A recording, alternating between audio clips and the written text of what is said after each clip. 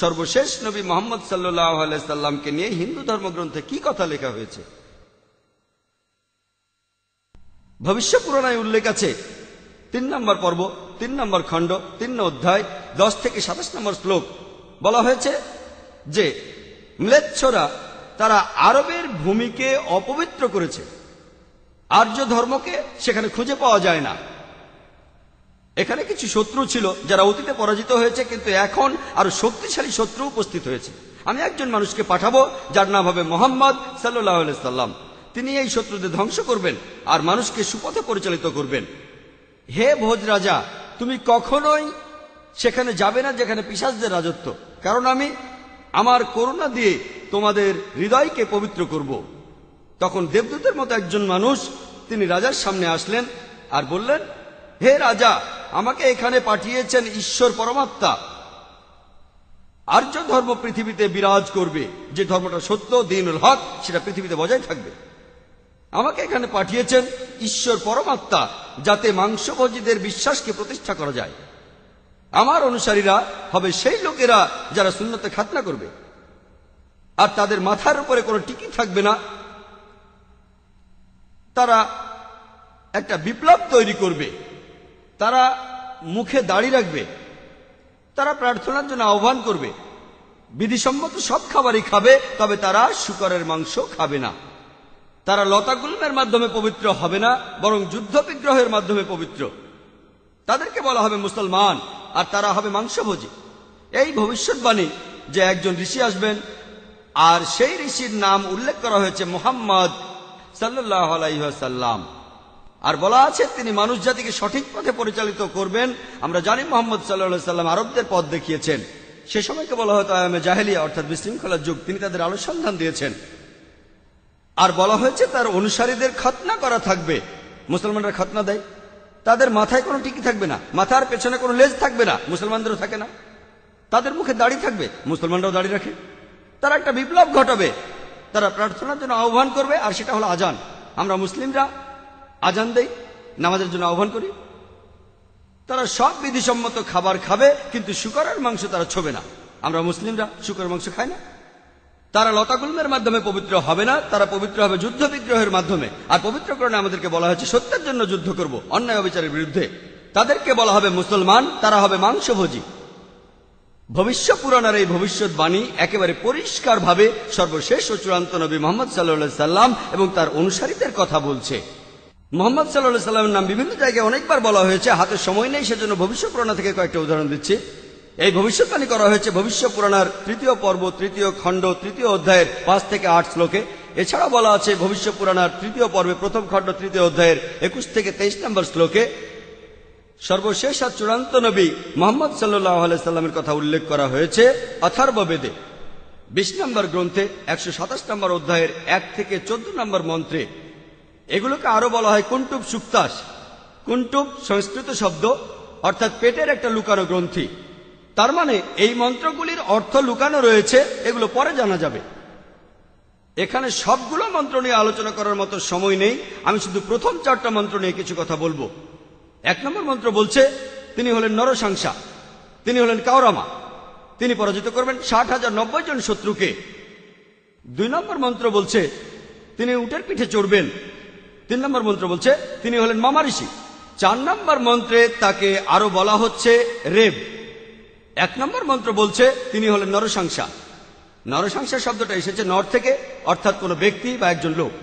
আর সাংসা অর্থ প্রশংসা, কারোর প্রশংসা করা। তাহলে নরসাংসা অর্থ যে ব্যক্তিকে প্রশংসা করা হয়। আর আপনারা যদি মহানবী মুহাম্মদ সাল্লাল্লাহু আলাইহি সাল্লামের নামের ইংরেজি অনুবাদ করেন, যদি তার নামের ইংরেজি অনুবাদ করেন তার অর্থ যার প্রশংসা করা হয়, তাহলে নরসাংসা শব্দটার আরবি অনুবাদ করলে সেটা হবে মুহাম্মদ সাল্লাল্লাহু আলাইহি সাল্লাম। এখানে নামে উল্লেখ করা হচ্ছে। এরপর বলা হচ্ছে তিনি হলেন কাওরামা। এই কাওরামা শব্দটার একটা অর্থ সংস্কৃতিতে হলো শান্তির রাজপুত্র। আর মুহাম্মদ সাল্লাল্লাহু আলাইহি সাল্লাম শান্তির রাজপুত্র ছিলেন। আরেকটা অর্থ হলো যে বিদেশে যায়। হযরত মুহাম্মদ সাল্লাল্লাহু আলাইহি সাল্লাম হিজরত করেছিলেন মক্কা থেকে মদিনায়, তিনি বিদেশে গিয়েছিলেন। এছাড়া প্রথম মন্ত্রে আছে তিনি 60,090 জন শত্রুকে পরাজিত করবেন। আর সে সময় মক্কায় যেসব লোকজন থাকতো তাদের মধ্যে যারা নবীজির বিরুদ্ধে ছিল তাদের সংখ্যা আনুমানিকভাবে 60,090 জন।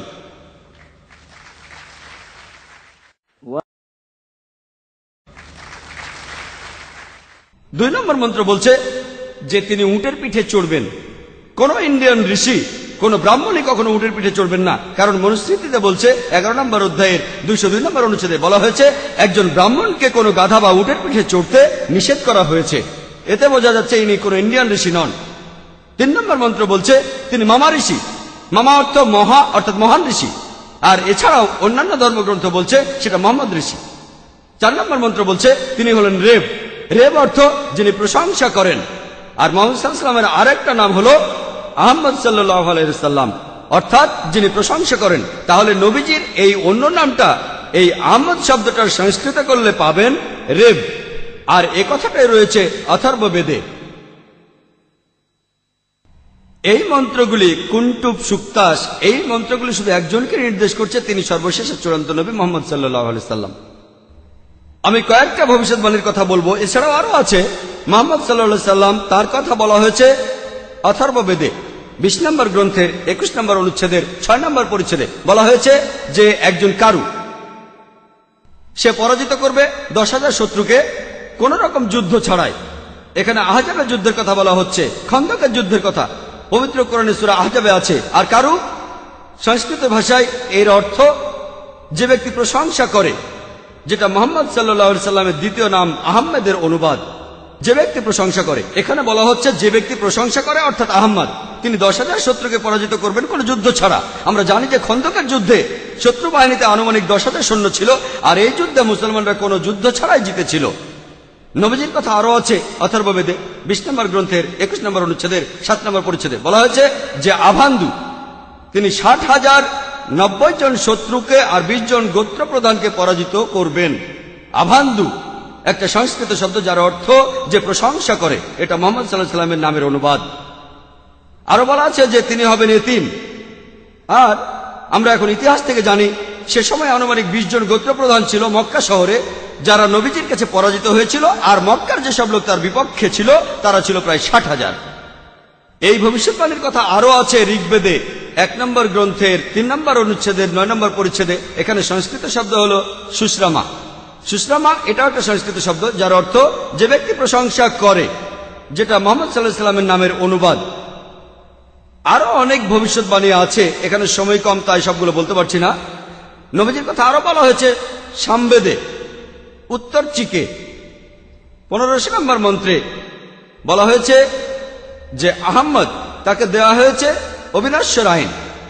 এখানে নবীজির নাম বলা হয়েছে আহমদ সাল্লাল্লাহু আলাইহি সাল্লাম, তাকে দেওয়া হয়েছে অবিনশ্বর আইন। পবিত্র কুরআন এটাই তার শরিয়া। কিন্তু যদি এই অনুচ্ছেদটার অনুবাদ পড়েন, আহম্মদ শব্দটা আসলে আরবি শব্দ, তারা এটার অনুবাদ করতে পারেনি, তাই লিখেছে আহাম মাটি। আহা আর মাটি সংস্কৃত শব্দ যার অর্থ আমার বাবা। তার মানে আমার বাবাকে দেওয়া হয়েছে অবিনশ্বর আইন। অনুবাদটাতে আপনারা আলাদা শব্দ দেখবেন, তবে অরিজিনাল গ্রন্থে আছে আহম্মদ। এই আহমদ শব্দটা হিন্দু ধর্মের অন্যান্য গ্রন্থগুলোতেও রয়েছে, যেমন আছে সামবেদে ইন্দ্র 2য় অধ্যায়ের 152 নম্বর মন্ত্রে নবীজিকে আহমেদ বলে ডাকা হয়েছে যজুর্বেদে 31 অধ্যায়ের 18 অনুচ্ছেদে, ঋগ্বেদের 8 নম্বর গ্রন্থের 6 নম্বর অনুচ্ছেদের 10 নম্বর পরিচ্ছেদে। এছাড়াও মহানবী সাল্লাল্লাহু আলাইহি সাল্লামকে বলা হয়েছে আহমদ, সেটা আছে অথর্ববেদের 8 নম্বর গ্রন্থের 5 নম্বর অনুচ্ছেদের 16 নম্বর পরিচ্ছেদে। এছাড়াও আছে অথর্ববেদের 20 নম্বর গ্রন্থের 126 অনুচ্ছেদের 14 পরিচ্ছেদে। মহানবী সাল্লাল্লাহু আলাইহি সাল্লামকে শুধু আহমদ নামে ডাকা হয়নি, আহমেদ উনার একটা নাম। তাকে আরো বলা হয়েছে নরসংসা অনেক জায়গায়, হিন্দু ধর্মগ্রন্থের অনেক জায়গায়। আর আমি আগেও বলেছি যে নরসংসা শব্দটা এসেছে নর থেকে, যার অর্থ একজন মানুষ বা একজন ব্যক্তি। আর সংসা যার অর্থ প্রশংসা, প্রশংসা করা। তাহলে নরসংসা অর্থ যে ব্যক্তির প্রশংসা করা হয়। এটাই হলো সর্বশেষ চূড়ান্ত নবী মুহাম্মদ সাল্লাল্লাহু আলাইহি সাল্লামের নামের সঠিক ইংরেজি অনুবাদ। নবীজিকে হিন্দু ধর্মের গ্রন্থগুলিতে অনেক জায়গায় নরসংসা বলে ডাকা হয়েছে। ঋগ্বেদের 1 নম্বর গ্রন্থের 13 নম্বর অনুচ্ছেদের 3 পরিচ্ছেদে, ঋগ্বেদের 1 নম্বর গ্রন্থের 18 অনুচ্ছেদের 9 পরিচ্ছেদে, ঋগ্বেদের 1 নম্বর গ্রন্থের 106 নম্বর অনুচ্ছেদের 4 পরিচ্ছেদে, ঋগ্বেদের 1 নম্বর গ্রন্থের 142 নম্বর অনুচ্ছেদে 3 পরিচ্ছেদে, ঋগ্বেদের 2 নম্বর গ্রন্থের 3 অনুচ্ছেদে 2 পরিচ্ছেদে, ঋগ্বেদের 5 নম্বর গ্রন্থের 5 অনুচ্ছেদের 2 নম্বর পরিচ্ছেদে, ঋগ্বেদের 7 নম্বর গ্রন্থের 2 অনুচ্ছেদের 2 নম্বর পরিচ্ছেদে, ঋগ্বেদের 10 নম্বর গ্রন্থের 64 অনুচ্ছেদের 3 পরিচ্ছেদে, ঋগ্বেদের 10 নম্বর গ্রন্থের 182 নম্বর অনুচ্ছেদের 2 নম্বর পরিচ্ছেদে, যজুর্বেদের 21 নম্বর অধ্যায়ের 31 অনুচ্ছেদে, যজুর্বেদের 21 নম্বর অধ্যায়ের 55 নম্বর অনুচ্ছেদে, যজুর্বেদের 20 নম্বর অধ্যায়ের 37 অনুচ্ছেদে, যজুর্বেদের 20 নম্বর অধ্যায়ের 57 নম্বর অনুচ্ছেদে, যজুর্বেদের 28 অধ্যায়ের 2 অনুচ্ছেদে, যজুর্বেদের 28 অধ্যায়ের 19 অনুচ্ছেদে, যজুর্বেদের 28 অধ্যায়ের 42 নম্বর অনুচ্ছেদে। এখানে শুধু রেফারেন্সগুলোই অনেকক্ষণ বলা যাবে। যেখানে নবী মুহাম্মদ সাল্লাল্লাহু আলাইহি ওয়াসাল্লামের নাম উল্লেখ করা হয়েছে তাকে বলা হয়েছে নরশংসা, অনেক জায়গায় বলা হয়েছে হিন্দু ধর্মগ্রন্থের। শুধু হিন্দু ধর্মগ্রন্থে মুহাম্মদ সাল্লাল্লাহু আলাইহি ওয়াসাল্লাম সম্পর্কে কি বলা আছে তার উপরই আমি একটা লেকচার দিতে পারবো। আমি শুধু আরেকটা ভবিষ্যৎবাণীর কথা বলবো কলকি অবতার সম্পর্কে। আর নবীজিকে কলকি অবতার বলা হয়েছে ভগবত পুরাণায়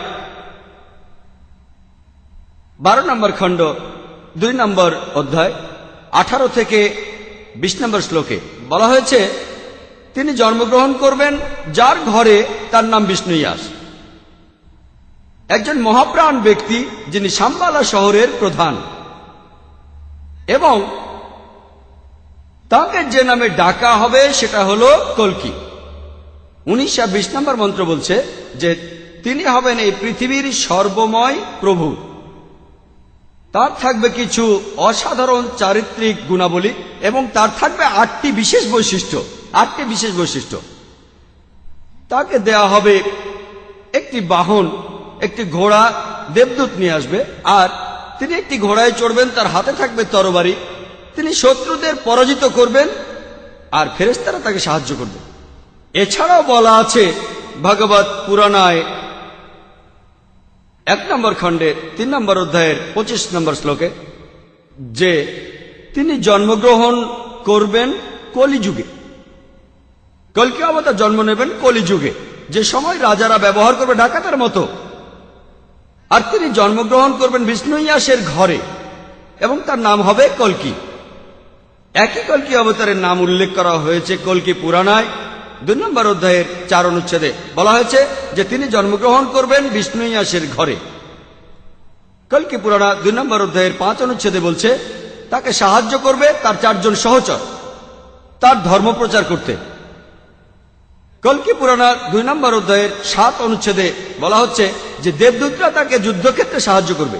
কলকি পুরাণা 2 নম্বর অধ্যায়ের 11 অনুচ্ছেদে বলছে যে তিনি জন্মগ্রহণ করবেন বিষ্ণুইয়াসের ঘরে এবং সুমতির গর্ভে। আর কলকি পুরাণা 2য় অধ্যায়ের 15 অনুচ্ছেদ বলছে যে তিনি মাদল মাসের প্রথম অর্ধাংশে জন্ম নেবেন। শুধুমাত্র কলকি অবতারের উপরে একটা লেকচার দেওয়া যায়। আমি এখানে সংক্ষেপে কয়েকটা পয়েন্ট বলছি। এই ভবিষ্যৎবাণী এগুলো বলছে। 1 নম্বর পয়েন্ট, বলা হয়েছে যে কলকি অবতার তার বাবার নাম সেটা হবে বিষ্ণুইয়াস। বিষ্ণুইয়াসের অর্থ দাঁড়াবে যে বিষ্ণুর উপাসনা করে, যে ঈশ্বরের উপাসনা করে। আর আমাদের প্রিয় নবী মুহাম্মদ সাল্লাল্লাহু আলাইহি ওয়াসাল্লামের বাবার নাম ছিল আব্দুল্লাহ। এটার অর্থ যে আল্লাহর উপাসনা করে, যে ঈশ্বরের উপাসনা করে। 2 নম্বর পয়েন্ট, কলকি অবতার যে মায়ের গর্ভে জন্মাবে তার নাম হবে সুমতি। যদি আপনি সুমতি শব্দটার ইংরেজি অনুবাদ করেন অর্থ দাঁড়াবে শান্তি। আর আমাদের নবীজির মায়ের নাম ছিল আমিনা, যার ইংরেজি অর্থ করলে দাঁড়ায় শান্তি। এরপরে বলা হয়েছে তিনি যেখানে জন্মাবেন সেই গ্রামের নাম হবে শাম্বালা। শাম্বালা শব্দটার অনুবাদ করলে অর্থ দাঁড়াবে একটি শান্তিপূর্ণ এলাকা। আমরা জানি মুহাম্মদ সাল্লাল্লাহু আলাইহি ওয়াসাল্লাম মক্কায় জন্মেছিলেন। মক্কার আরো একটা নাম ছিল দারুল আমান, অর্থাৎ কোন একটি শান্তিপূর্ণ এলাকা। তাহলে একথাও বলা আছে যে তিনি মক্কায় জন্মাবেন। এছাড়া বলা আছে যে তিনি জন্মগ্রহণ করবেন শাম্বালা শহরের প্রধানের ঘরে। আমরা জানি যে তিনি মক্কার প্রধান ব্যক্তির ঘরে জন্মেছিলেন। তিনি মক্কার প্রধান ব্যক্তির ঘরে জন্মেছিলেন, কুরাইশ গোত্রে জন্মেছিলেন। আরো বলা আছে তিনি মাধব মাসের প্রথম অর্ধাংশে 12 তারিখে জন্মাবেন। আমরা জানি যে মুহাম্মদ সাল্লাল্লাহু আলাইহি সাল্লাম রবিউল আউয়াল মাসে প্রথম অর্ধাংশে জন্মেছিলেন 12 তারিখে। এই ভবিষ্যৎবাণী যে তিনি মাধব মাসের 12 তারিখে জন্মাবেন, এটার অর্থ রবিউল আউয়াল মাসের 12 তারিখে। এছাড়া আরো বলা আছে যে এই কলকি অবতার তিনি হবেন সর্বশেষ ঋষি। ঠিক এই কথাটাই কোরআনে আছে। সূরা আহজাবের 40 নম্বর আয়াতে উল্লেখ করা আছে যে মা কানা মুহাম্মাদুন আবা আহাদিম মির রিজালিকুম ওয়ালাকিন রাসূলুল্লাহ ওয়া খাতামুন নবিয়্যিন ওয়া কানা আল্লাহু বিকুল্লি শাইইন আলিমা। এর অর্থ মুহাম্মদ সাল্লাল্লাহু আলাইহি সাল্লাম তোমাদের মধ্যে কোনো পুরুষের পিতা নহেন, বরং তিনি হলেন আল্লাহর রাসূল এবং তিনি হলেন এই পৃথিবীর চূড়ান্ত নবী, তিনি শেষ নবী। নিশ্চয়ই আল্লাহ সর্ববিষয়ে জ্ঞাত। আরো বলা আছে যে এই কলকি অবতার জ্ঞান আরোহণ করবেন পরশুরামের কাছ থেকে, অর্থাৎ মহান স্রষ্টা একটা পাহাড়ের উপর। আমরা জানি মুহাম্মদ সাল্লাল্লাহু আলাইহি সাল্লাম প্রথম আয়াতটা তিনি পেয়েছিলেন আঙ্গারে হেরায়, জাবলে নূরে, অর্থাৎ নূরের পাহাড়ে, আঙ্গারে হেরায়। এখানে আরো বলা আছে যে তিনি এরপর দক্ষিণে গিয়ে আবার ফিরে আসবেন। আমরা জানি মুহাম্মদ সাল্লাল্লাহু আলাইহি সাল্লাম মক্কা থেকে দক্ষিণে হিজরত করে মদিনায় গিয়েছিলেন, তারপর মক্কা জয় করে ফিরে এসেছিলেন। আরো বলা আছে যে এই কলকি অবতার তিনি পুরো পৃথিবীর মানুষের জন্য একটি দৃষ্টান্ত। তার চরিত্র হবে একেবারে নিষ্কলঙ্ক। আল্লাহ পবিত্রকরণে বলছেন, সূরা কালামের 4 নম্বর আয়াতে উল্লেখ করা আছে যে অবশ্যই তুমি অধিষ্ঠিত হইবে সর্বোচ্চ মহান চরিত্রে। এছাড়াও বলা আছে যে কলকি অবতারের 8টি বিশেষ গুণ থাকবে। কলকি পুরাণা এবং ভাগবত পুরাণায় এই 8টি বিশেষ গুণ হল জ্ঞান, আত্মসংযম, অভিজাত বংশ, জ্ঞান বিতরণ, সাহস, দানশীলতা, মহানুভবতা আর পরিমিত কথা। আর নবী মুহাম্মদ সাল্লাল্লাহু আলাইহি সাল্লামের এই 8টা গুণের সবগুলোই ছিল।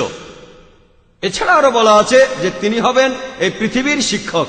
আল্লাহ পবিত্র কোরআনে বলছেন, আর সূরা সাবার 28 নম্বর আয়াতে উল্লেখ করা আছে, ওয়ামা আরসালনাকা ইল্লা কাফাতাল লিন-নাস বাশীরা ওয়া নাযীরা।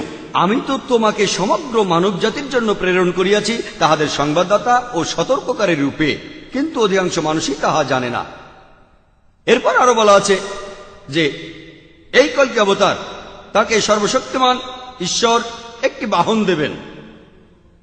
আমরা জানি মুহাম্মদ সাল্লাল্লাহু আলাইহি ওয়াসাল্লাম তিনি বোরাকে চড়েছিলেন, বোরাকে চড়ে তিনি মেরাজে গিয়েছিলেন, আল্লাহর কাছে গিয়েছিলেন। আরো বলা আছে এই কলকি অবতার ঘোড়ায় চড়বে আর হাতে তরবারি থাকবে। আমরা জানি মুহাম্মদ সাল্লাল্লাহু আলাইহি ওয়াসাল্লাম যত যুদ্ধ হয়েছিল বেশিরভাগ যুদ্ধই তিনি ছিলেন, বেশিরভাগ যুদ্ধ ছিল আত্মরক্ষার উদ্দেশ্যে। আর যদিও তিনি সবার নেতা ছিলেন, তবুও সব যুদ্ধেই তিনি ছিলেন সেখানে ঘোড়ায় চড়েছিলেন, আর তিনি ডান হাতে একটা তরবারি ধারণ করতেন। এরপর আরো বলা আছে যে এই কলকি অবতারকে সাহায্য করবে 4 জন সহচর, যাতে সত্যের ধর্ম তিনি প্রচার করতে পারেন। বোঝা যাচ্ছে এখানে বলা হচ্ছে 4 খলিফার কথা, খোলাফায়ে রাশেদিন, হযরত আবু বকর, হযরত ওমর, হযরত ওসমান, হযরত আলী। আল্লাহ তাদের সবার উপর সন্তুষ্ট হন। পরে তারা হয়েছিলেন খোলাফায়ে রাশেদিন, সঠিক নির্দেশ পালনকারী, ইসলামের খলিফা, ইসলামকে ছড়িয়ে দিয়েছেন। আরো বলা আছে যে এই কলকি অবতার শত্রুকে পরাজিত করবে আর মানুষকে সঠিক পথে নিয়ে আসবে। আমরা জানি মুহাম্মদ সাল্লাল্লাহু আলাইহি ওয়াসাল্লাম শত্রুকে পরাজিত করেছিলেন, আর আরবদের তিনি আয়ামে জাহেলিয়া থেকে, অজ্ঞতার যুগ থেকে সত্যের পথে এনেছিলেন। আরেকটা কথা বলা আছে যে দেবদূতরা তাকে যুদ্ধের ময়দানে সাহায্য করবে। আমরা জানি মুহাম্মদ সাল্লাল্লাহু আলাইহি ওয়াসাল্লামকে ফেরেশতারা বিভিন্ন যুদ্ধে সাহায্য করেছিলেন, যেমন বদরের যুদ্ধে। পবিত্র কোরআনেও আছে, সূরা আল ইমরানের 123 থেকে 25 নম্বর আয়াতে উল্লেখ আছে। এছাড়াও সূরা আনফালের 8 এবং 9 নম্বর আয়াতে উল্লেখ আছে। তাহলে এই কলকি অবতারের ভবিষ্যৎবাণীর সাথে আর কাউকে মেলানো যায় না, শুধু মেলানো যায় সর্বশেষ ও চূড়ান্ত নবী মুহাম্মদ সাল্লাল্লাহু আলাইহি ওয়াসাল্লামকে।